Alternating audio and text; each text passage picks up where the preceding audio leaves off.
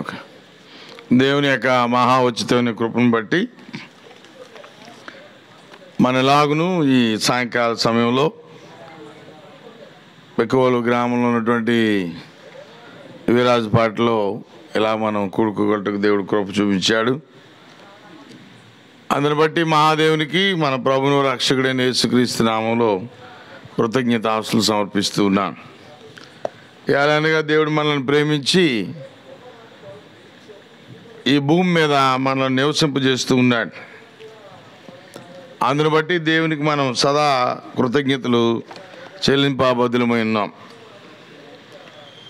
దేవుడు అనుగ్రహించిన కృపను బట్టి దేవునికి ఆయన కుమారుని యేసుక్రీస్తు నామంలో కృతజ్ఞతాస్తులు చెల్లిస్తూ ఈ కూడికిని ఇలాగా ఏర్పాటు చేయట్లో సహకరించిన సహోదరులకి కుటుంబాలకు వందనాలు తెలియజేసుకుంటూ చేరొచ్చిన మీ అందరికి కూడా హృదయపూర్వక వందనాలు తెలియజేస్తూ ఉన్నాను.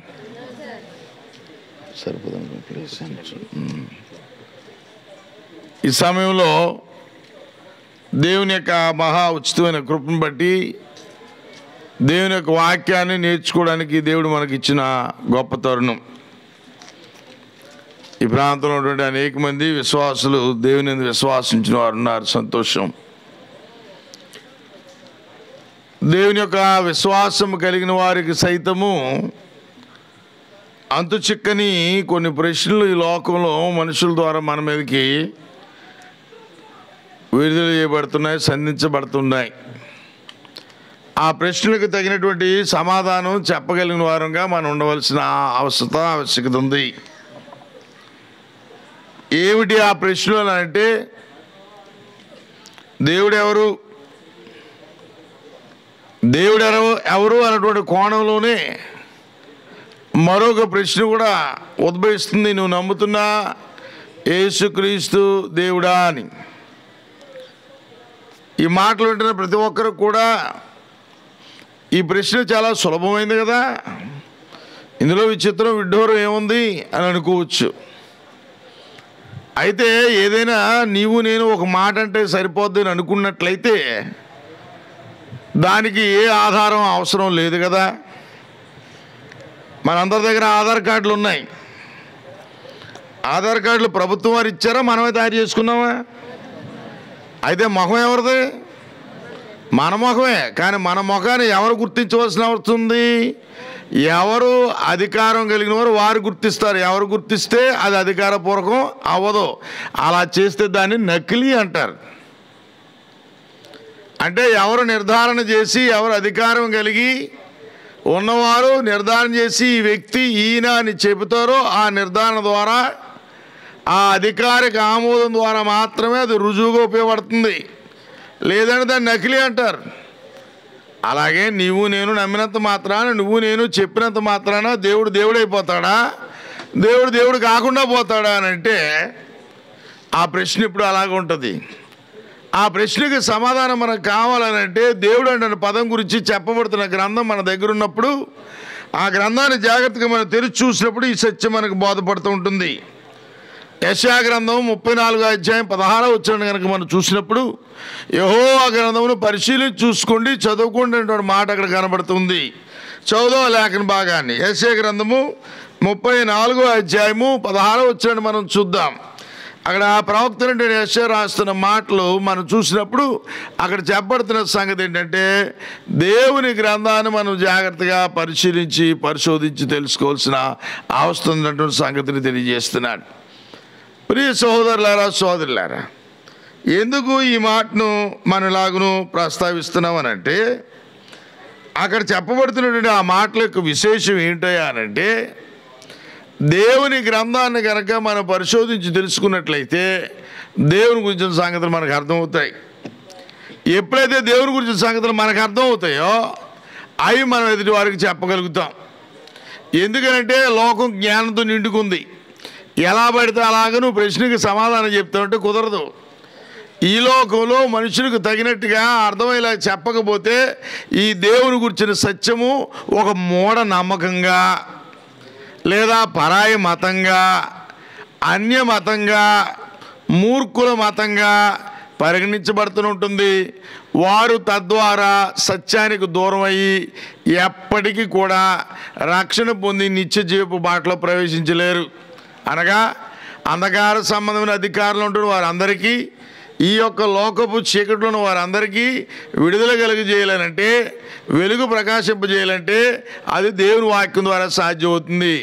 ఆ వాక్యము నీవు నేను ఎరిగినట్లయితే, ఆ వాక్యం నువ్వు నేను క్షుణ్ణంగా ఎరిగినట్లయితే, దాన్ని సరిగా విభజించి చెప్పగలిగినట్లయితే, ఏదైతే సత్యం ఈ లోకంలో మనుషులకి అందుబాటులో ఉండి ఎరగకుండా ఉన్నారో వారందరికీ నువ్వు సత్యాన్ని అందించిన వాడు అవుతావు. వారి మనోనేత్రాలు వెలిగించిన వాడు అవుతావు.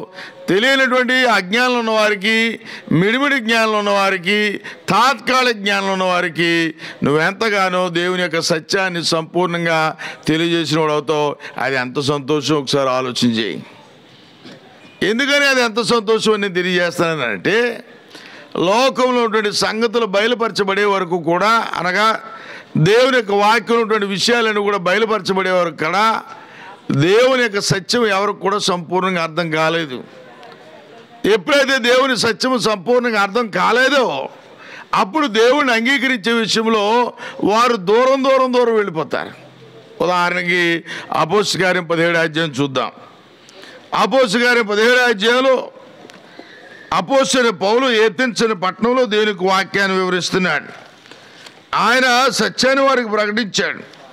ఆ సత్యాన్ని వారికి ప్రకటించినప్పుడు ఆ సత్యాన్ని విన్నవారు ఎలా స్పందించారన్న సంగతి మనం చూద్దాం.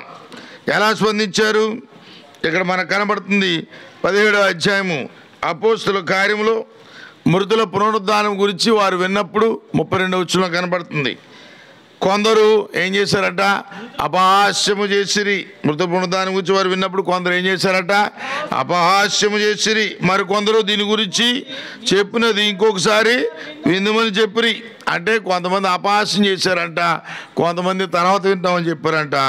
అయితే కొందరు మనుషులు అతని హత్తుకుని విశ్వాసించని, అనగా కొద్దిమంది మాత్రమే అందుకోవడానికి అవకాశం దొరికింది. ఏంటి?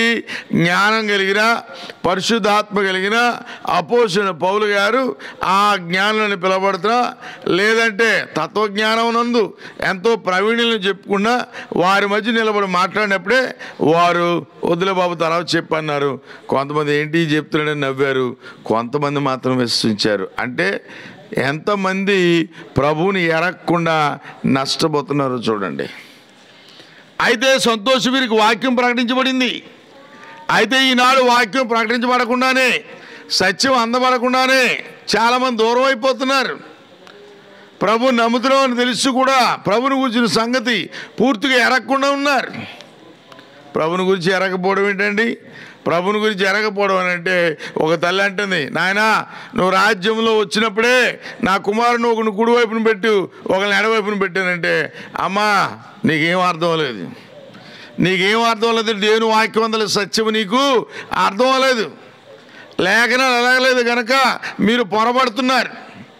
ఏమిటి పొరపాటు అని అంటే, సత్యమును గురించిన సంపూర్ణ అవగాహన లేకపోవడం వల్ల దాని గురించి సాక్ష్యం ఇచ్చే విషయంలో మనుషులు చాలా ఇబ్బంది పడవలసిన పరిస్థితి.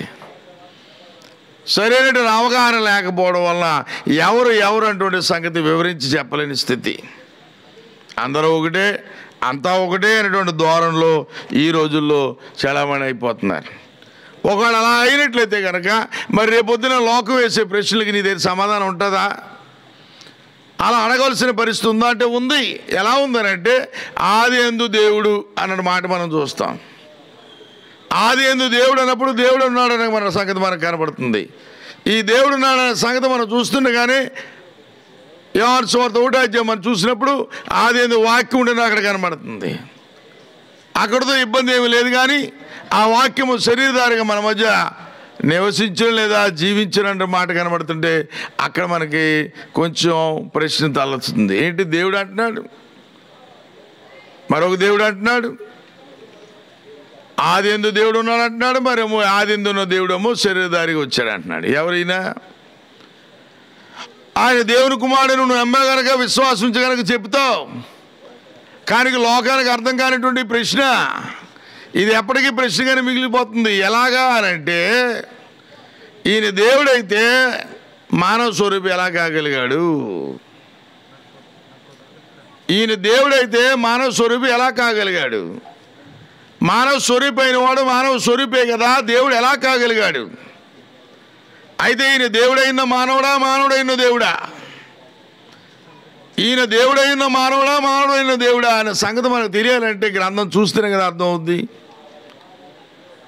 ఇది చూడకుండా మనం ఏం మాట్లాడుకున్నా అవి మన యొక్క సొంత ఊహాగానాలు అవుతాయి, కానీ ఎవరికి కూడా సరైన అర్థాన్ని ఇచ్చేటువంటి వివరణ అవ్వదు.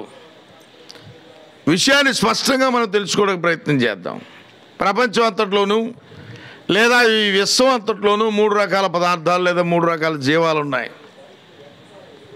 ఏంటి ఈ 3 రకాల జీవాలు అని అంటే, ఒకటి ఆత్మ కలిగినటువంటి జీవాలు, ఆత్మస్వరూపులైనటువంటి జీవాలు. ఇందులో మరలా 2 రకాల గుంపులు ఉన్నాయి. అందులో ఆత్మ కలిగిన వారు దేవదూతలు ఉన్నారు, దేవుని యొక్క సందేశకులు ఉన్నారు, మరియు ఆత్మస్వరూపం దేవుడు ఉన్నాడు. ఒక విభాగం అయిపోయింది.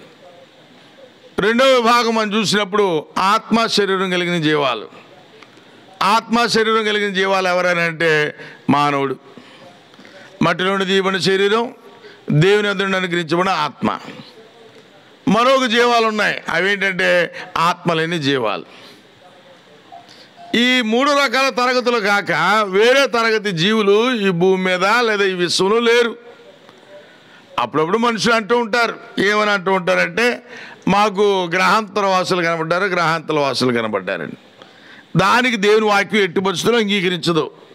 దేవుడు భూమిని మాత్రమే నివాసయోగ్యమైన గ్రహానికి లేదా నివాసయోగ్యమైనటువంటి గోళముగా తయారు చేశాడు. నివాసయోగ్యమైనది ఇది ఒకటే మనం నివసిస్తున్నది. ఇది దాటి వెళ్తే మనిషి బతికడానికి అవకాశం లేదు. చూడండి, హెలికాప్టర్ మీద ప్రయాణం చేస్తున్నవారు మించిన వేగము లేదా మించిన ఎత్తు ప్రయాణం చేస్తే వారికి ఆక్సిజన్ అందదు. విమానంలో ప్రయాణం చేస్తున్నవారు 40,000 అడుగుల ఎత్తు దాటిన తర్వాత ఆక్సిజన్ అందదు.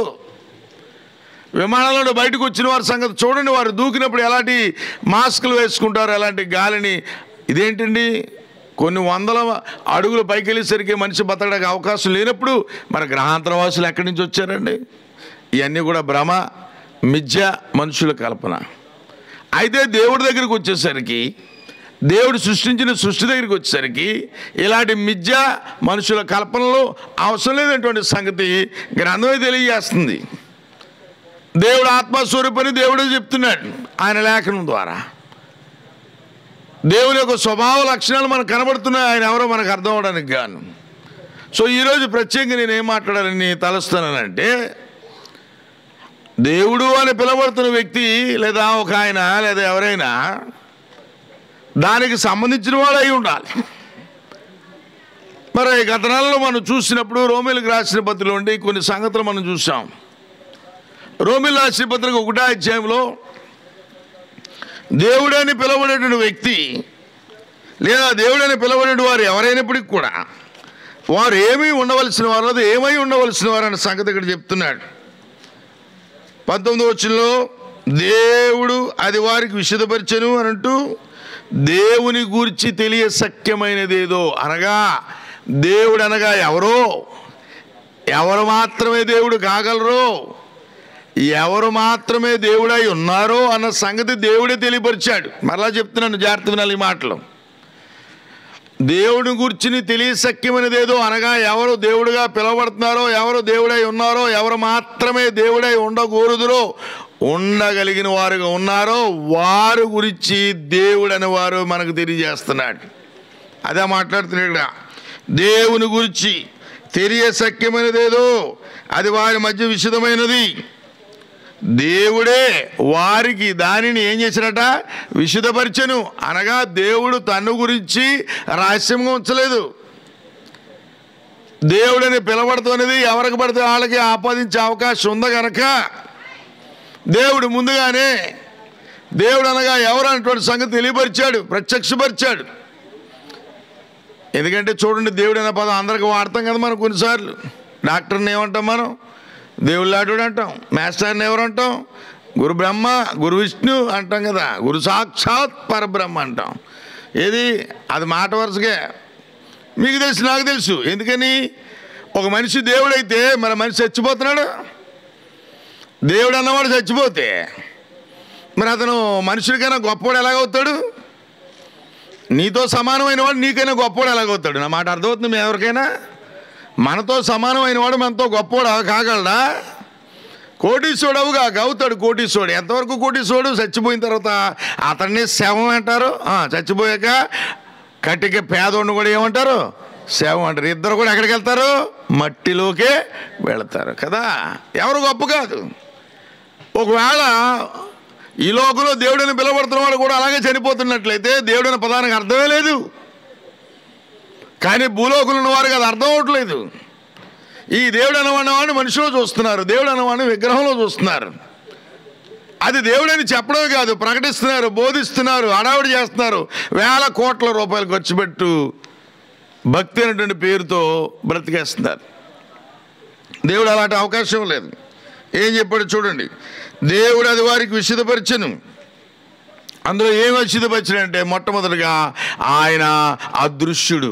దేవుడు ఎవరంటండి? అదృశ్యుడు అనగా కనబడేవాడు కాదు. ఇదేంటండి కనబడేవాడు కాదు అన్నారంటే దానికి కూడా ఒక సూత్రం ఉంది. ఎలా అనగా దృశ్యమైనవి అనిత్యములు, అదృశ్యమైనవి నిత్యములు. దేని వాక్యమే చెప్తుంది. దానికి కళ్ళకు కనబడేది తాత్కాలికం. కళ్ళకు కనబడేది ఏదైనా తాత్కాలికమే, కొంతకాలమే ఉంటుంది. ఒకవేళ దేవుడు అనబడేవాడు కూడా కళ్ళకు కనబడడు అనుకోండి, ఆయన తాత్కాలిక నివాసి అవుతాడు కదా. తర్వాత ఇంకేమన్నాడు చూడండి. ఆయన నిత్యశక్తియు అని అన్నాడు. నిత్యశక్తి అనగా ఎటర్నల్ పవర్ అన్నాడు. అందులో రెండు పదాలు కనబడుతున్నాయి. నిత్యశక్తి అనగా నిత్యము, అనగా నిత్యము అనగా ఎల్లకాలము, ఎల్లప్పుడు అనగా ఆయన శక్తి దిగిపోయేది పెరిగేది కాదు. ఆయన నిత్యుడు, నిత్యము కలిగినటువంటి, నిత్యము ఉండేటువంటి శక్తిని వహించిన వాడు.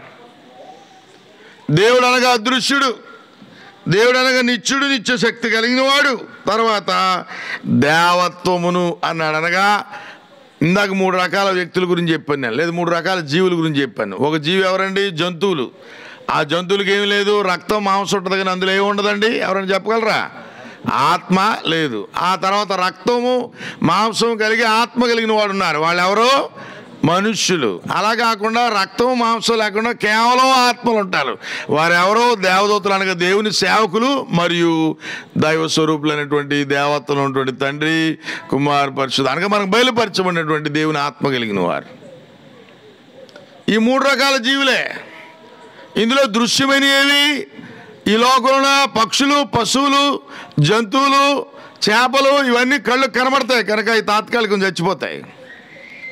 ఈ లోకంలో మనిషి దృశ్యమైన వాడే, కానీ అదృశ్యమైనవి ఆత్మస్వరూపులు మాత్రమే. ఇది ఇక్కడ చెప్తున్నాడు. అందుకని అవి అదృశ్యమైనవి, అవి నిత్యం ఉంటాయి. ఇక్కడ మాట్లాడుతున్నాడు దేవత్వం వహించిన వారు అనగా దైవతత్వాన్ని కలిగిన వారు, దైవ స్థితిని కలిగిన వారు అంటున్న మాట ఇక్కడ మాట్లాడుతున్నాడు. ప్రియ సహోదరులారా, సోదరులారా, ఈ 3 రకాలైనటువంటి జీవులు ఈ విశ్వంలో ఉన్నప్పుడు ఆత్మస్వరూపిగా ఉన్నటువంటి వారు మాత్రమే నిత్యత్వంలో ఉన్నవారు. అదే దేవుడు. యోహాను సువార్త 4వ అధ్యాయంలో దేవుడు ఆత్మ గనుక అన్న మాట మనకు కనబడుతుంది. 4వ అధ్యాయం 24వ వచనంలో అదే దేవుని ఆత్మ గురించి మాట్లాడుతూ ఆదికాండ గ్రంథంలో దేవుని ఆత్మ జలములపై అల్లాడుచుండునన్న మాట మనకు కనబడుతుంది. దేవుడు ఆత్మ ఉన్నాడు, ఆయన అదృశ్యుడై ఉన్నాడు, ఆయన దేవత్వం వహించిన వాడు, ఆయన నిత్యశక్తి కలిగిన వాడు. కనుక ఎట్టి పరిస్థితుల్లో అటువంటి స్వభావ లక్షణాలు ఒక మనిషిలో చూడలేము. కానీ లోకం చూస్తుంది. అప్పుడు నువ్వేం చెప్పగలవు? కొరింథీయులకు రాసిన మొదటి పత్రిక 8వ అధ్యాయం చూడండి. అక్కడ సమాధానం ఉంది. అది ఎవరి పేరునైనా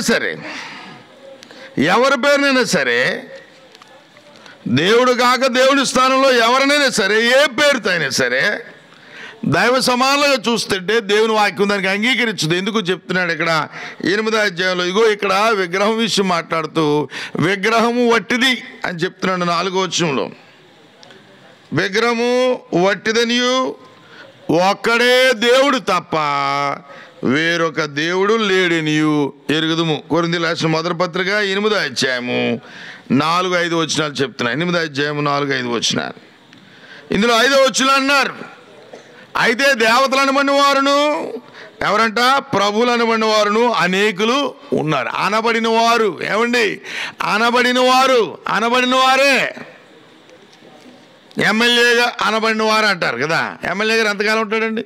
జీవితకాలపు ఎమ్మెల్యేలు ఎవరైనా ఉన్నారా? ఉండరు. ఉండబట్టలేక పోయిన తర్వాత, పదవి పోయిన తర్వాత ఏం చెప్తారు? మాజీ అంటారు. మాజీ అని ఉంటుంది కనుక ఆ ఘనత కనుక ఎమ్మెల్యే ఎంపీని ఉంచుకుంటాం. ఇది లోకంలో ఘనత కనుక. కానీ దేవుని ఎదుగు వచ్చేసరికి ఈ మాట గమనించాలి. అనబడిన వారు ఉన్నారు, దేవతలు అనబడిన వారు, దేవుళ్ళు అనబడిన వారు ఉన్నారు. ఆకాశముందును భూమి మీద దేవతలు అనబడి ఉన్నను మనకు ఒక్కడే దేవుడు ఉన్నాడు, ఆయన తండ్రి. ఎవరంట? ఆయన ఒక్కడే దేవుడు ఉన్నాడని చెప్పి అక్కడితో విడిచిపెట్టలే. ఆయన తండ్రి. అక్కడ ఇంకో మాట్లాడు, ఆయన నుండి సమస్తమును కలిగెను, ఆయన నిమిత్తము మనము ఉన్నాము. అనగా ఎవరి ద్వారా సమస్తము సృజించబడిందో, ఎవరి ద్వారా నీవు నేను సృజించబడ్డామో ఆయనే దేవుడు. సృజించబడిన వాడు దేవుడు కాదు, సృజించిన వాడు దేవుడు. అనగా ఆ సృజించిన వారిని దేవుని వాక్యం చెప్తుంది సృష్టికర్త. సృష్టికర్తే దేవుడై ఉన్నాడు, సృష్టము దేవుడు కాదు. రోమీయులకు రాసిన పత్రిక ఇందాక మీరు తీశారు కదా, అక్కడ చెప్తున్నాడు అదే సంగతిని జ్ఞాపకం చేస్తున్నాడు. రోమీయులకు రాసిన పత్రిక 1వ అధ్యాయము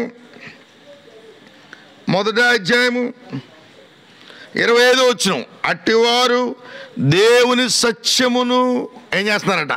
అసత్యమునకు మార్చి సృష్టికర్తకు ప్రతిగా సృష్టమును పూజించి ఏం చేస్తున్నారు? సత్యాన్ని ఎలా మార్చేస్తున్నారు? అసత్యంగా మార్చుతున్నారు. సత్యం ఏంటంటే దేవుడు ఒక్కడే. సత్యం ఏంటంటే ఆయన మనల్ని సృష్టించాడు. సత్యం ఏంటంటే ఆయన ద్వారా మనం కలిగాం.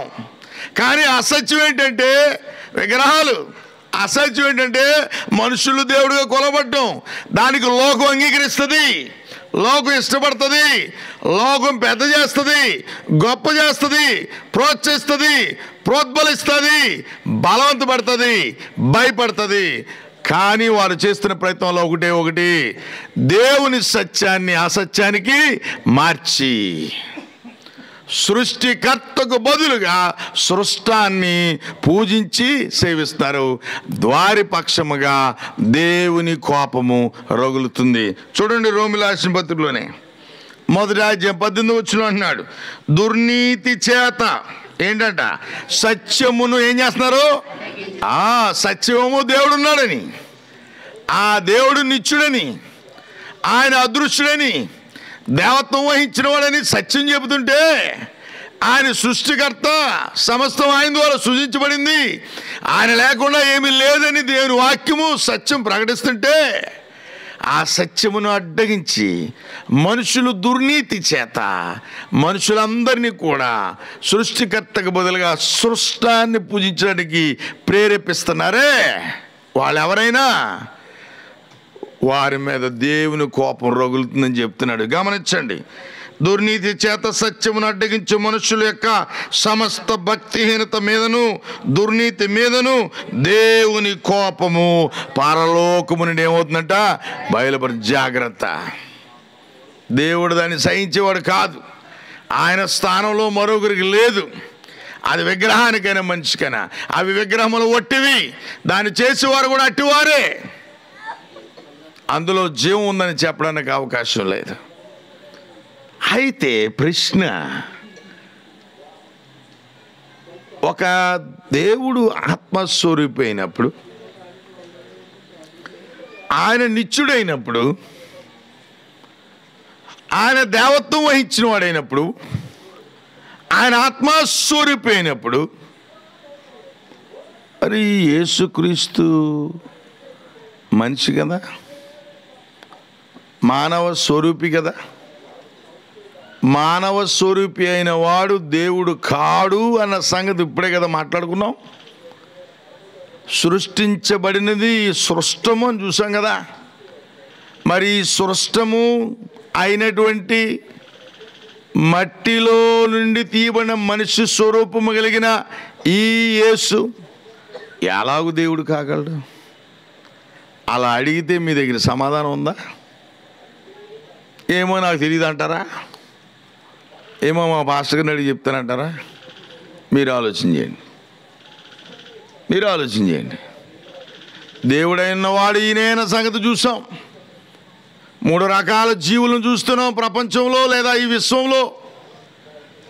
మనిషి తాత్కాలికమైన సంగతి మాట్లాడుతున్నప్పుడే, మనిషి దేవుని చేత సృష్టించబడిన వాడైనప్పుడే, మరి భూమి మీద యేసు అనేటువంటి వ్యక్తి తల్లి గర్భాన్ని ఉద్భవించి ఆయన భూమి మీద నరమాత్రుడిగా జీవించుండే చేత ఆయన దేవుడు ఎలా కాగలుగుతాడు?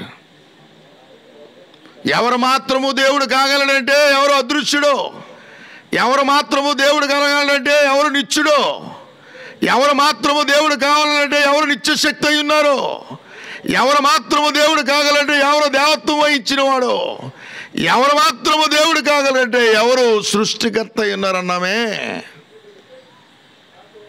అరమాత్రుడైన వాడు, తల్లి గర్భాన్ని ఉద్భవించిన వాడు, శరీర సంబంధంగా జీవించిన వాడు, ఆకలి వేసిన వాడు, రోదన కలిగిన వాడు, వేదన కలిగిన వాడు, రక్త మాంసములు కలిగిన వాడు దేవుడు ఎలాగవుతాడు? ఆలోచన చేశారా? దేవుని యొక్క స్వభావ లక్షణాలు చూసినప్పుడే ఆయన ఎవరో మనకు అర్థమవుతుంది. అలాంటి స్వభావ లక్షణాలు దేవుడు మాత్రమే కలిగి ఉండగలిగినప్పుడే, ఒకవేళ అలాంటి లక్షణాలే, అలాంటి స్వభావ లక్షణాలే మరొకరు ఎవరైనా కలిగి ఉంటే కొంచెం అనుమానించవలసిన పరిస్థితి ఏర్పడద్దేమో.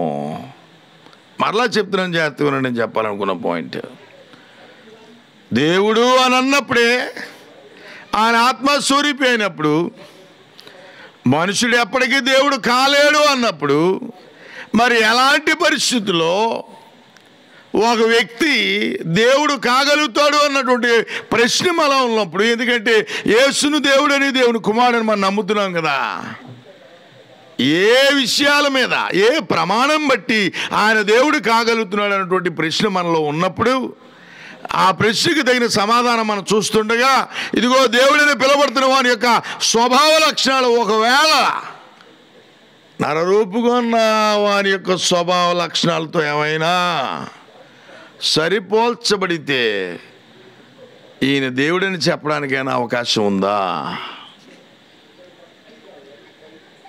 ఒకసారి ఆలోచన చేద్దాం. దేవుని యొక్క ఏర్పాటులో, దేవుని యొక్క క్రమంలో దైవ సంబంధమైన సంగతులు దేవుడే జరిగించగలగాలి.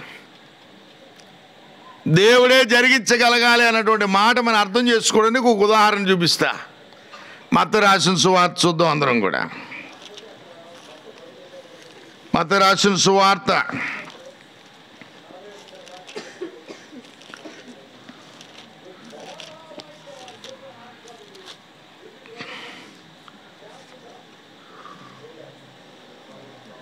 9వ అధ్యాయం మనం చూసినప్పుడే,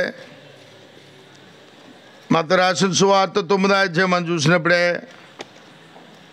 ఒక మానవాతీతమైనటువంటి ఒక కార్యం ఇక్కడ కనబడుతుంది.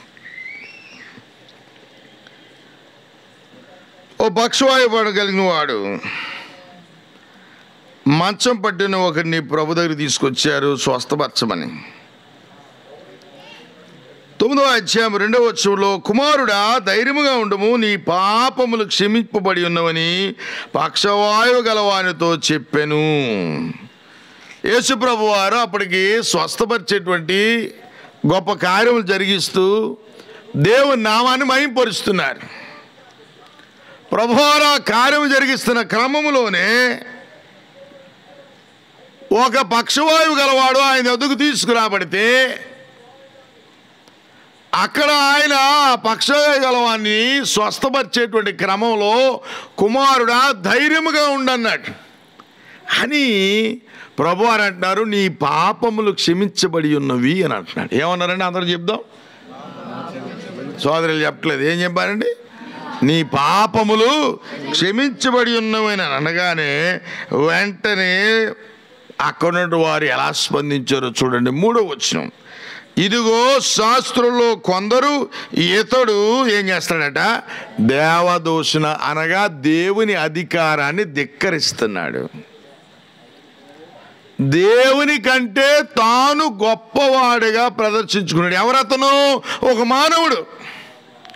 ఒక మానవుడని ఎలా చెప్పగలవనగా, నీలా కాళ్ళు చేతులుండి భౌతికంగా తల్లి గర్భాన్ని పుట్టి నడిచి అతడు బాల్యం నుండి యవ్వనంలోకి ప్రవేశించి మాట్లాడగలిగి వినగలిగి చూడగలిగేటువంటి నిద్రించగలిగేటువంటి మానవ లక్షణాలు కలిగిన వాడు. అటువంటి మానవ లక్షణాలు కలిగినటువంటి ఒక వ్యక్తి వచ్చి నీ పాపాలు క్షమించబడ్డాయన్నప్పుడు వీరు వెంటనే ఇతడు దేవుని అధికారాన్ని ధిక్కరిస్తున్నాడని అక్కడ ఉన్నటువంటి ధర్మశాస్త్రోపదేశకులు అనగా ధర్మశాస్త్రం గురించిన అవగాహన కలిగినటువంటి అందులో నిశ్చాతులైన వారు లేదా బాల్యము నుండి దాన్ని ఎరిగిన ధర్మశాస్త్రం ఎరిగిన వారు పరిచయలు అక్కడ మాట్లాడుతున్నారు. ఏమని అంటున్నారంటే గమనించండి. ఇతడు దేవదోషణ చేయించున్నాడని తమలో తాము అనుకొనగా యేసు వారి తలంపులు గ్రహించి, మీరెందుకు మీ హృదయంలో దురాలోచనలు చేయుచున్నారు? నీ పాపములు క్షమించబడి ఉన్నని చెప్పుడు సులభమా, లేచి నడుమని చెప్పుడు సులభమా? అయినను ఏంటండి, పాపములు క్షమించుటకు భూమి మీద మనుష్య కుమారునికి ఏం కలదు? అధికారము కలదు. అంటే అందరి మనుషుల గురించి ఆలోచన చేసినట్లుగా ఈ మనుష్య కుమారుడు గురించి నువ్వు ఆలోచన చెయ్యకూడదు. అందరినీ పరిగణించినట్టుగా ఈయనని నీవు పరిగణించకూడదు. ఎందుకండి అందరినీ పరిగణించినట్టుగా ఈయన ఎందుకు పరిగణించకూడదు? అందరినీ దృష్టించినట్టుగా ఈయనెందుకు దృష్టించకూడదు? ఆయన ఒక మనిషే కదా అని అనుకుంటే ఒక అద్భుతమైన సంగతి మనం మిస్ అయిపోతున్నాం. ఏమిటి ఆ అద్భుతమైన సంగతి? ఏమిటి మనం మిస్ అయిపోతున్నాం అని అంటే, లూకాసు వార్త 1వ అధ్యాయం. ఏమిటి అద్భుతమైన సంగతి మనం మిస్ అయ్యేది? ఒకవేళ ఈ మనుష్య కుమారుడిని పిలవబడుతున్న ఈయనను సాధారణ మనుషుల వలె మనం పోల్చి చూస్తే మనం ఏమీ అర్థం చేసుకోలేమో, ఏమీ గ్రహించలేమో అన్న సంగతిని ఈ లేఖనాధారంగా చూద్దాం. ఎందుకనంటే అందరినీ చూసినట్టుగా ఈయన్ని చూడకూడదు, అందరినీ పరిగణించకూడదు అని ఎందుకు అనవలసి వస్తుందంటే, ఇందులో ఈయనలో ఉన్న ఒక విశేషత మనము చూసినట్లయితే మనకు అర్థమవుతుంది. లూకాసు వార్త 1వ అధ్యాయంలో 26వ వచనంలో, 6వ నెలలో గబ్రియేలును దేవదూత గలిలయలోని నజరేతు ఊరిలో దావీదు వంశస్థుడైన యోసేపును ఒక పురుషునికి ప్రదానం చేయబడిన కన్యక యొద్దకు దేవుని చేత పంపబడిను. Please underline. ఎక్కడండి? కన్యక అంటే పురుషుని ఎరుగనిది, పురుషుడు కూడనిది కన్యక అంటే. ఆ దూత లోపలికి వచ్చి ఆమెను చూచి, దయాప్రాప్తురాలా, నీకు శుభము, ప్రభువు నీకు తోడున్నాడని చెప్పాను. ఆమె ఆ మాటకు తొందరపడి ఈ శుభోచన ఏమిటో ఆలోచించుకునిచుండగా దూత మరియా, భయపడకము, దేవుని వలన నీవు కృప పొందితివి. ఇదిగో నీవు గర్భము ధరించి కుమారుని కని ఆయనకు యేసు అని పేరు పెట్టుదువు. ఆయన గొప్పవాడై సర్వోన్నతుని కుమారుడు అనబడును. ప్రభు అయిన దేవుడు ఆయన తండ్రి అయిన దావీదు సింహాసనం ఆయనకి ఇచ్చును అని చెప్పినప్పుడు 34వ వచనంలో ఆమె ఏమంటుంది? ఆమె నందుకు మరియ, నేను పురుషుని ఎరుగను దాన్ని, ఇది ఎలాగూ జరుగునని దూతతో చెప్పగా, దూత పరిశుద్ధాత్మ నీ మీదకి వచ్చును, సర్వోన్నతుని శక్తి నిన్ను కమ్ముకొనును, గనుక పుట్టబో శిశువు పరిశుద్ధుడై ఎవరి కుమారుడట? ఈ ప్రపంచంలో ఈ విధమైన జన్మ మరి ఎవరు జన్మించలేదు. అందుకని ఈయన అందరినీ చూసినట్టు చూడకూడదు. ఇక్కడ 4 లేదా 5 ప్రత్యేకమైన విషయాలు ఉన్నాయి. ఇందులో మొట్టమొదటిగా పరిశుద్ధాత్మ నీ మీదకు వచ్చును, సర్వోన్నతుని శక్తి నిన్ను కమ్ముకొనును, గనుక నీవు పుట్టబోవాడు పరిశుద్ధుడు. అంతేకాదు ఆయన ఎవరి కుమారుడు? దేవుని కుమారుడు. అయితే అక్కడ వాళ్ళు అంటున్నారు ఈయన మనుష్య కుమారుడు అంటున్నాడు. మనుష్య కుమారుడే ఆయన. ఆయన ఈ లోకానికి పంపించబడ్డ దేవుని కుమారుడు, మనుష్య రూపములో ఉన్న దేవుని కుమారుడు, దేవుడై ఉన్నవాడు. ఈ సత్యము లోకానికి తెలియదు. ఒక ఆయన అడుగుతున్నాడు దేవుళ్ళు ఎంతమంది అని అడుగుతున్నాడు. దేవుడు ఒక్కడే అంటున్నాడు. అయితే ఎవరు దేవుడు? తండ్రి దేవుడు అన్నాడు. మరి యేసుప్రభు ఎవరంటే దేవుడు అన్నాడు. ఇదేంటిది? నువ్వు ఒక్కడే దేవుడు అన్నావు, మరి ఇద్దరు ఎలా వచ్చారు? నువ్వేం చెప్తున్నావు నీకు తెలియట్లేదు అంటున్నారు. ఆ పాయింట్ అర్థమైంది మీకు? అప్పుడు మీరు నేను ఏం చెప్పగలగాలి? అది 1 నిమిషంలో చెప్పగలేదు కాదురా నాయన. దేవుడు ఉన్నాడు. ఆయన ఈ లోకానికి మనుష్య రూపంలో తన కుమారుడిని ఆయన సంకల్పాన్ని బట్టి పంపించాడు. ఆయన దేవుని కుమారుడిని పిలువబడ్డాడు. ఆయన మనుష్య కుమారుడే, మనుషునిదిగా జన్మించాడు. అయితే అది మానవ శక్తి వల్ల కలిగింది కాదు, మానవ ప్రమేయం వల్ల కలిగింది కాదు. అది పరిశుద్ధాత్మ వలన, దేవుని శక్తి వలన, సర్వోన్నతుని శక్తి వలన అది కలిగింది. అందుకని అతను పరిశుద్ధుడు జన్మతః. పైగా దేవుని కుమారుడు అని మనం చెప్పగలిగిన నాడు అనేకులకు నోళ్లు మూయించగలుగుతాం. అనేకులు అసత్యాన్ని ప్రకటిస్తూ సత్యాన్ని దాస్తున్నారు. వారిని మనం ఆటంకపరిచి సత్యాన్ని మనం వెలుగులోకి తీసుకురాగలుగుతాం. ప్రధానమైనటువంటి ఈ సంగతి మనం దృష్టిలో పెట్టుకుని కొన్ని పోలికలు మనం చూద్దాం. ఆయన జన్మ ప్రత్యేకత, ఆయనకి ఏమన్నా గుర్తింపు ప్రత్యేకత. ఆయన పుట్టబోక ముందే దేవుని కుమారుడిని పిలువబడ్డాడు, చెప్పబడ్డాడు, పలకబడ్డాడు, ప్రచురించబడ్డాడు, బయలుపరచబడ్డాడు. ఆయన పుట్టింది సర్వోన్నతుని శక్తి ద్వారా పుట్టాడు. ఆయన జన్మతః పరిశుద్ధుడు. ఈ లోకంలో ఎవరిని గురించి అటువంటి సాక్ష్యం ఇవ్వబడలేదు. ఈ మనుష్య కుమారుడే, దేవుని కుమారుడై ఉన్నటువంటి ఈ మనుష్య కుమారుడే ఈ లోకములో ఆయన జన్మించిన తర్వాత ఆయన చేసిన కార్యములను బట్టి, ఆయన మాట్లాడిన మాటలను బట్టి ఆయన దేవునితో ఉన్నటువంటి ఆ సమానత్వ పోలికను ప్రదర్శించి ఆయన తను తాను దేవుడిగా రుజువుపరుచుకున్నాడు. కనుక ఇందుని బట్టి మనం యేసుక్రీస్తుని దేవుడిగా మనం అంగీకరించవలసిన వారమై ఉన్నాము.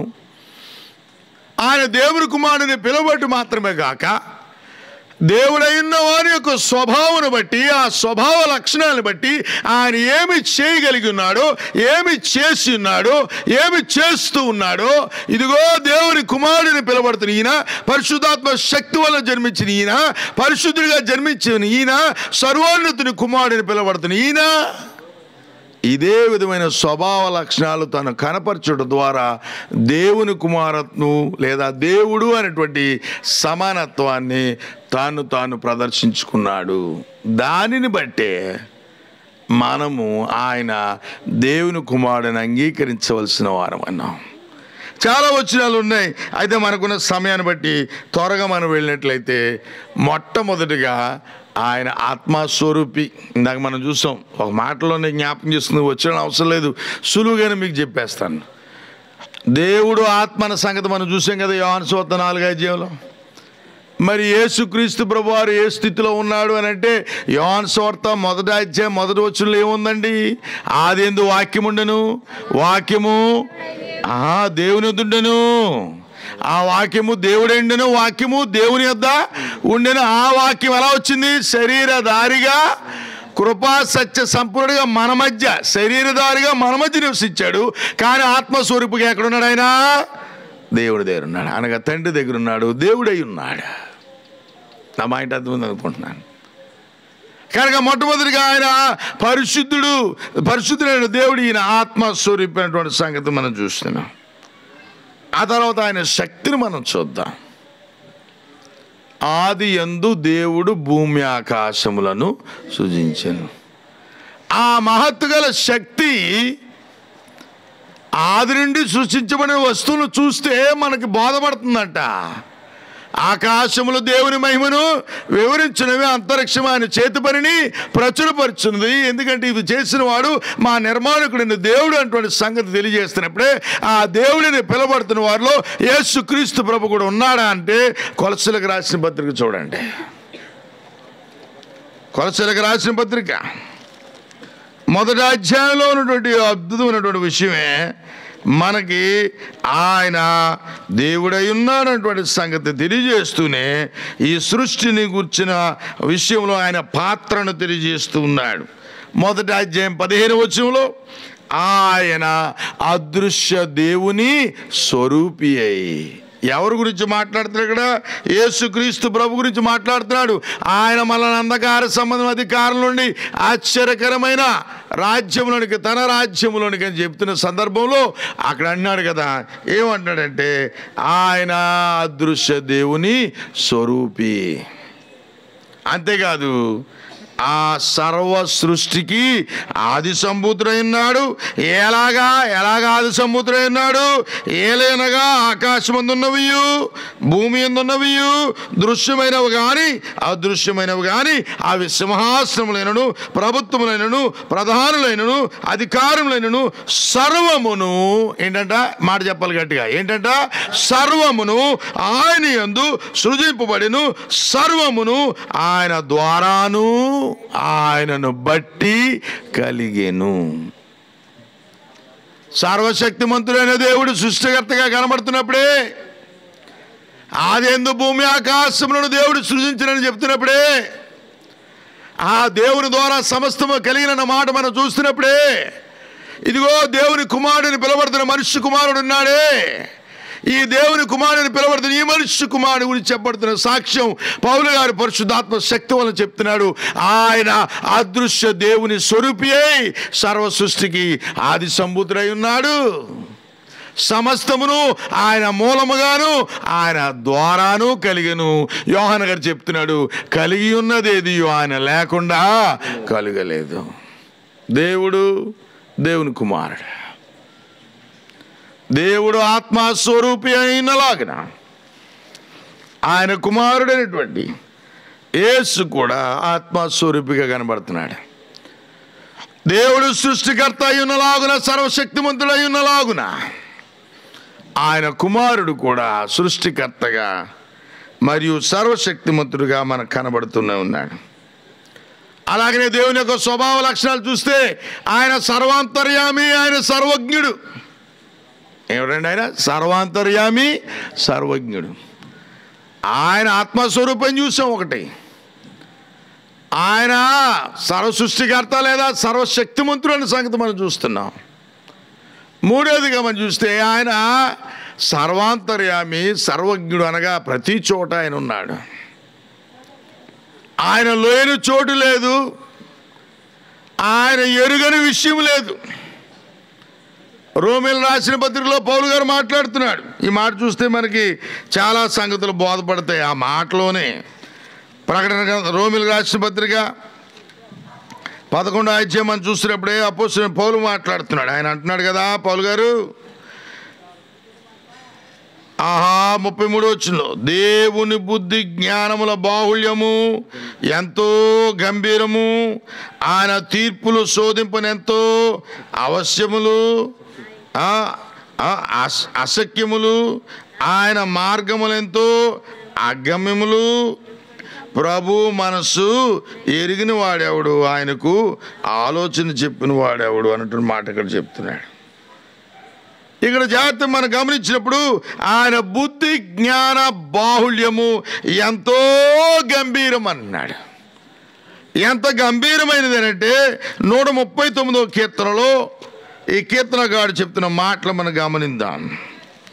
139వ కీర్తనలో చెప్పబడుతున్న మాట మనం చూసినప్పుడే, యెహోవా నీవు నన్ను పరిశోధించి తెలుసుకుని ఉన్నావు, నేను కూర్చున్నుట నేను లేచుట నీకు తెలియను, నాకు తలంపు పుట్టక మునిపే నీవు నా మనస్సు గ్రహించుచున్నావు, నా నడకను నా పడకను నీవు పరిశీలన చేయుచున్నావు, నా చర్యలన్నిటిని నువ్వు బావుగా తెలుసుకున్నావు. యెహోవా మాట నా నాలుకకు రాక మునిపే అది నీకు పూర్తిగా తెలిసి ఉన్నది. అనగా సర్వము ఎరిగిన వాడు, ఆయనకి రహస్యమైంది, ఆయనకి మరుగైనదంటూ ఏది లేదు. ప్రకటన గ్రంథంలో మనం చూసినప్పుడే 2వ అధ్యాయంలో 23వ వచనంలో, ఇదిగో హృదయాంతరింద్రములను ఎరిగిన వాడు అని యేసు తన గురించి చెప్పుకున్న మాట మనం చూడగలుగుతాం. రహస్యమైనది మరుగైనదంటూ ఏది లేదు దేవునికి. ఎలాగూ దేవునికి సమస్తమును ఎలాగూ బయలుపరచబడి ఉన్నదో అలాగనే దేవుని కుమారుడికి కూడా శోధింప సఖ్యము కానీ అపూర్వమైనటువంటి దేవ జ్ఞానము ఆయన కలిగిన వాడుగా ఉండి హృదయాంతరింద్రాలని పరిశోధించేవాడు ఉన్న సంగతి ఇక్కడ తెలియజేయబడుతుంది. ఆయన అన్ని చోట్ల ఉన్నవాడని మాట చూసినప్పుడు ఈ 39వ కీర్తనలోని, నీ ఆత్మ యొద్దను నేను ఎక్కడికి పోదును, నీ సన్నిధిలో నేను ఎక్కడికి పారిపోదును, నేను ఆకాశమునికి ఎక్కిన నువ్వు అక్కడున్నావు, నేను పాతాళమందు పండుకుని నువ్వు అక్కడున్నావు, నేను వేకు రెక్కలు కట్టుకుని సముద్ర దిగంతులు నివసించును, అక్కడ నీ చేయి నన్ను నడిపించును, నీ కుడి చేయి నన్ను పట్టుకును, అంధకారము నన్ను మరుగు చేయును, నాకు కలుగు వెలుగు రాత్రి వలను అని నేను అనుకుని ఎడల చీకటి అయినను నీకు చీకటి కాకపోను. ఎక్కడికి వెళ్ళినా ఆయన ఉంటాడన్న సంగతి మనం చూసినప్పుడు, ఎప్పుడైనా ఆయన ఉంటాడన్న సంగతి మనం చూసినప్పుడే, యేసు ప్రభువు వారు ఈ భూమి మీద ఉన్నప్పుడు ఆయన మాట్లాడుతూ అంటున్నాడు, ఇదిగో ఆకాశముందున భూమి మీద నాకు సర్వాధికారం ఇవ్వబడినది, మీరు వెళ్ళి సమస్త జనులను శిష్యులుగా చేయండి అని చెప్పిన తర్వాత, ఇదిగో మీతో కూడా నేను ఎంతకాలం ఉంటానన్నాడు, సదాకాలము, ఎల్లప్పుడూ. అనగా సమయము ప్రాంతము కలిపి చెప్పబడిన సంగతి మనం అక్కడ కాదు గుర్తించగలుగుతాం. అనగా ఆయన ఎక్కడైనా ఎప్పుడైనా ఎలాగైనా ఎంతకాలమైనా ఉంటాడు. ఏలైనగా ఆయన నిత్యుడు, దేవుడు నిత్యుడైనలాగున దేవుని కుమారుడు ఎవరైతే మనుష్య కుమారుడుగా పిలువబడుతున్నాడో ఆ నిత్యుడైనటువంటి సంగతి మనం చూడగలుగుతూ ఉంటాం. దేవుడు సర్వాధికారిగా మనకు కనబడతాడు. సర్వాధికారం కలిగిన దేవుడే. ఆయన ఎవరికి అధికారం అనుగ్రహించినో వారికి అధికారాన్ని ఇస్తాడన్న సంగతి దానియేలు గ్రంథంలో పలుమార్లు ప్రస్తావించబడ్డ మనం చూడగలుగుతున్నాం. దేవుడు తానే రాజు అయి ఉండి, ఒకసారి చూడడం మంచిదేమనిపిస్తుంది. చూద్దాం దానియేలు గ్రంథం. ఈ మాటలు మనకి అర్థం అవడానికి వచనాలు ఎంతగానో మనం సహకరిస్తాయి. 735 పేజీ అనగా దానియేలు గ్రంథం 4వ అధ్యాయంలో మనం చూసినప్పుడే 17వ వచనంలో 2వ భాగంలో కనబడుతుంది, మహోన్నతులకు దేవుడు మానవుల రాజ్యము పైన అధికారి అయి ఉండి అంటాడు. ఇదే 4వ అధ్యాయంలో 26వ వచనంలో సర్వోన్నతుడగు దేవుడు మానవుల రాజ్యము పైన ఎలా ఉన్నాడట, అధికారి అయి ఉన్నాడట. ఈ అధికారం కలిగిన ఈ దేవుడే మత్తయి సువార్త 28వ అధ్యాయంలో దేవుని కుమారుడు మాట్లాడుతున్నాడు, ఆకాశమందును భూమి మీదను నాకు ఏమి ఇవ్వబడింది అంటున్నాడు, సర్వాధికారం ఇవ్వబడింది అంటాడు. యోహాను సువార్త 5వ అధ్యాయంలో ఇదిగో మృతులను సజీవులుగా లేపి వారికి తీర్పు తీర్చే సర్వాధికారం నాకు అనుగ్రహించబడిందని దేవుని కుమారుడిని పిలువబడుతున్న ఆ మనుష్య కుమారుడు పలుకుతున్నాడు. చూసారా, పోల్చండి. కేవలము దేవుడిని మాత్రమే పిలవలేవారు. ఎవరు పిలవడితే ఎవరు ఆత్మస్వరూపైనారో వారు, ఎవరు నిత్యులో వారు, ఎవరు అద్వితీయమైన శక్తి కలిగినవారో వారు, ఎవరు దేవత్వాన్ని వహించారో వారే దేవుడై ఉన్నప్పుడే ఎవరు సృష్టికి ఆది సంభూతిలో సమస్త సృష్టిని సృజించిన వారే దేవుడై ఉన్నప్పుడు, ఇదిగో దేవుని కుమారుని పిలబడుతున్న ఈ మనుష్య కుమారుడు ఎలా దేవుడు కాగలంటే, ఆయన కూడా నిత్యుడై ఉన్నప్పుడు, ఆయన కూడా నిత్య శక్తి కలిగినప్పుడు, ఆయన కూడా సర్వోన్నతుడైనప్పుడు, ఆయన కూడా సృష్టికర్త అయినప్పుడు, ఆయన కూడా దేవత్వం వచ్చినప్పుడు, ఆయన కూడా పరిశుద్ధుడైనప్పుడు ఖచ్చితంగా ఆయన దేవుడై ఉంటాడు.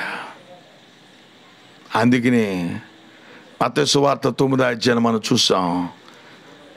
మనుషుల పాపాలు క్షమించడానికి దేవుడు మనుష్య కుమారునికి ఏమిచ్చాడండి? అధికారం. మనుష్య కుమారుగా పిలబడుతున్న ఈయన పరలోకం నుండి భూమి మీదకి పంపించబడ్డాడు. ఒక ఉద్దేశం. ఏమిటా ఉద్దేశం అంటే, నశించిన దానిని వెదికి రక్షించడానికి. ఎందుకనంటే భూమి మీద పవిత్రుడు లేడు, భూమి మీద పరిశుద్ధుడు లేడు. దేవతలు అనబడిన వారు, దేవుళ్ళు అనబడిన వారు, దేవుళ్ళుగా కొలబడుతున్న వారు తాత్కాలికమైన జీవన పోషణలో ఉండి తమ ఖ్యాతి కొరకు, తమ విలువల కొరకు, తమ నిబంధనల కొరకు, తమ యొక్క శాస్త్రం కొరకు, తమ యొక్క సిద్ధాంతాల కోసం బ్రతుకుతూ ఈ జీవన వ్యాపారంలో చిక్కుకుని ముందుకు పోతున్నారు. వీరెవరూ కూడా ఆత్మలకు తండ్రి అయిన దేవుని యొద్దకు మనుషులను చేర్చగలిగే స్థితి కలిగి లేరు. ఎందుకని? వీరు కూడా ఈ పాపపు లోకంలో పుట్టిన పాప జన్ములే, పాప లోకంలో పుట్టిన వారే, రక్త మాంసములు కలిగిన వారే, పాపము ద్వారా వచ్చేటువంటి ఆ మరణ భయము కలిగిన వారుగా, మరణ అధికారము కింద ఉన్నవారుగా, ఆజ్ఞాతిక్రమం చేసి పాపమును జరిగించిన వారు గుంపులో వారు ఉన్నారు. అయితే దేవుడు పరిశుద్ధుడు. లేవికాండము 22వ అధ్యాయము 32వ వచనంలో దేవుడు చెప్తున్నాడు, నేను పరిశుద్ధుడినై ఉన్న ప్రకారము మీరు కూడా ఎలా ఉండాలంట? పరిశుద్ధులై ఉండాలి. లేవికాండంలో చెప్పండి ఈ మాట. పేతురు పత్రికలో పేతురు గారు మాట్లాడుతున్నాడు. దేవుడు తెలియజేసిన మాట, నేను పరిశుద్ధుడున్న ప్రకారం మీరు కూడా పరిశుద్ధులుగా ఉండాలి. అయితే దేవుడు పరిశుద్ధుడు. ఆయన నిత్యుడు మాత్రమే కాదు, ఆయన సర్వశక్తిమంతుడు మాత్రమే కాదు, ఆయన సర్వజ్ఞుడు మాత్రమే కాదు, ఆయన సర్వాంతర్యామి మాత్రమే కాదు, ఆయన పరిశుద్ధుడు అన్నాడు. అయితే ఈ దైవ కుమారుడిని పిలబడుతున్న ఈ మనుష్య కుమారుడు కూడా పరిశుద్ధుడా? చూద్దాం ఒకసారి హెబ్రీయులకు రాసిన పత్రిక. లోక పాపమును మోసుకుని పోవు దేవుని గొర్రె పిల్లని పిలబడినటువంటి ఈయన గురించి హెబ్రీ గ్రంథకర్త ఏమంటున్నాడో ఒకసారి మనం చూద్దాం. హెబ్రీ గ్రంథకర్త మాట్లాడుతూ ఆయన చెప్తున్న మాటలు మనం గమనించినప్పుడే ఆశ్చర్యకరమైన సంగతి మనకు కనబడుతుంది. ఏమిటయ్యా? 7వ అధ్యాయంలో చెప్పబడుతున్న మాట 26వ వచనం హెబ్రీ పత్రికలో, పవిత్రుడు. ఎవరంటే ఈయన? పవిత్రుడు అంట. ఇంకేంటంట? నిర్దోషి. ఇంకెవరంట? నిష్కలమషుడు. ఇంకెవరంట? పాపుల్లో చేరక ఈయన పవిత్రుడు గాక మరి ఎవరు? దైవ కుమారుని పిలబడుతున్న ఈ మనుష్య కుమారుడు పవిత్రుడు, నిర్దోషి, నిష్కలమషుడు, పాపుల్లో చేరక ప్రత్యేకున్నాడు. ఎలాగా? దేవుడు పరిశుద్ధుడై ఉండి ఆయన ప్రత్యేకముగా ఉన్నాడో, ఈయన దేవుడి కుమారుడై ఉండి మనుషుల్లో పుట్టినప్పటికి కూడా పాపము చేయక నిష్కలమషుడుగా, నిర్దోషిగా, పాపుల్లో ఉండి ప్రత్యేకముగా ఉన్నాడు. తండ్రి ఎలాగ ప్రత్యేకంగా పరిశుద్ధుడై ఉన్నాడో ఈయన కూడా పరిశుద్ధుడై ఉన్నాడా? ఎంతకాలం? యాకోబు పత్రిక 1వ అధ్యాయంలో చెప్తున్నాడు. ఆ దేవుని గురించి చెప్తూ ఆయన మార్పు లేనివాడు, ఆయనలో ఏ గమనం వల్ల కలుగు ఛాయ కానీ అటువంటిది మరి ఏది లేదని చెప్తున్నాడు. చూద్దాం యాకోబు పత్రిక 1వ అధ్యాయం.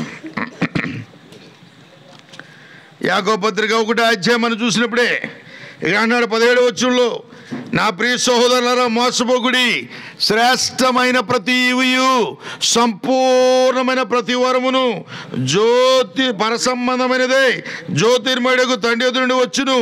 ఆయన యందు ఏం లేదట ఏ చంచలత్వమైనను ఎలాగెలాగా ఏం లేదంటే ఏ చంచలత్వం లేదంట. అంటే యుగానికి ఒక పురుషుడు కాదు ఆయన,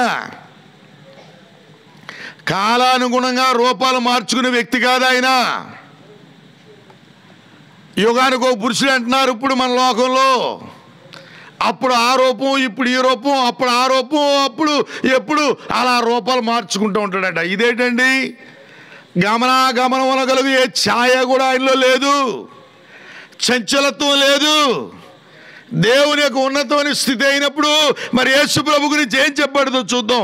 హెబ్రీ పత్రిక ఓ పేజీ ముందుకు తెప్పండి, 13వ అధ్యాయం చూడండి.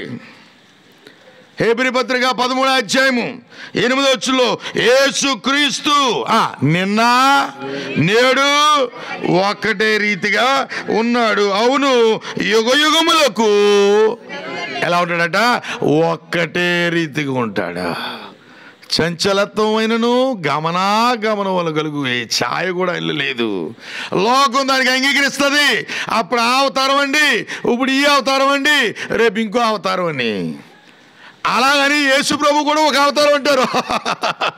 ఏమండి, యేసుప్రభు కూడా ఒక అవతారం అంటే వారి అసత్యంలో ఈయన కూడా ఏం చేసుకుంటున్నారు? కలిపేసుకుంటున్నారు. మనకు కూడా అలాంటి కలిపేసుకోవడం అంటే ఎంత ఇష్టమో కదా. అందరం ప్రభువుని నమ్ముకున్నామంటే ఇబ్బంది సంతోషంగా ఉంటుందండి. అందరూ ప్రభువుని నమ్ముకున్నామంటే ఎంత సంతోషంగా ఉంటుందో. మరి అందరూ ప్రభువుని నమ్ముకున్నామంటే మరి యేసు ప్రభు వారు ఇరుకు ద్వారమున ప్రవేశించి పోరాడని ఎందుకన్నాడు? విశాలమైన మార్గంలో చాలామంది పోతారు అన్నాడు. ఇరుకు మార్గంలో ప్రవేశించే వారు కొందరే అన్నాడు. ఆ కొందరే నిత్య జీవానికి వెళ్తారంటే మనమేంటి అందరం ఒకటే అంటున్నాం. పెళ్లి చేసుకున్నప్పుడు మాత్రం కులాలేరు. మళ్ళీ అప్పుడు అందరూ ఒకటి అవుతారా? అందంగా ఉన్నా ఉండరు. అందంగా ఉంది కానీ పిల్ల మన కులపోలు కాదట. మన కులపోలు కాదంటే పెళ్ళిళ్ళు అవ్వవు. కానీ దేవుడి దగ్గర అందరం సమానం కాదు, ఒకటే. ఒక ఆయన అన్నాడు అందరూ అక్కడికే పోతాడు. ఎక్కడికే? దేవుడు అంత స్పష్టంగా తన యొక్క నియమాన్ని విధానం తెలియజేసిన తర్వాత మనుషులు అనుకున్నట్టుగా ఆయన విధి విధానాలు ఉండవు. మనుషులు అనుకున్నట్టుగా విధి విధానాలు ఉంటే దేవుని కుమారుడు రావాల్సిన అవసరం ఏంటి? దయచేసి ఈ మాటను గ్రహించండి. దేవుడు పరిశుద్ధుడైన లాగున, దేవుడు నిత్యుడైన లాగున, దేవుడు సర్వశక్తిమంతుడై లాగున, దేవుడు పవిత్రుడై ఉన్నలాగున, దేవుడు సర్వజ్ఞుడై ఉన్నలాగున, దేవుడు సర్వశక్తిమంతుడైనలాగున దేవుని కుమారుడు కూడా అలాగున్నాడు. అందుని బట్టి ఆయన దేవుడు అనుటకు, దేవుడిని పిలువబట్టకు యోగ్యత కలిగిన వాడు. అందుకనే ఈ మనుష్య కుమారుడు అనేటువంటి నాకు ఈ దైవశక్తి అనుగ్రహించబడింది.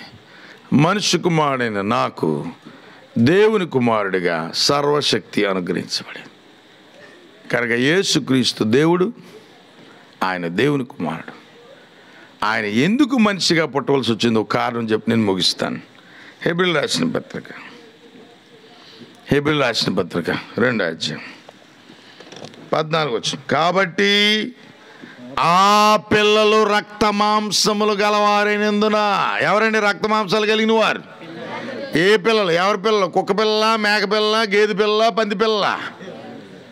కుక్క పిల్లలకి, పంది పిల్లలకి, మేక పిల్లలకి ఏమి లేదని చెప్పాను ఇందాక. నేను చెప్పానా? నిజంగా లేదా?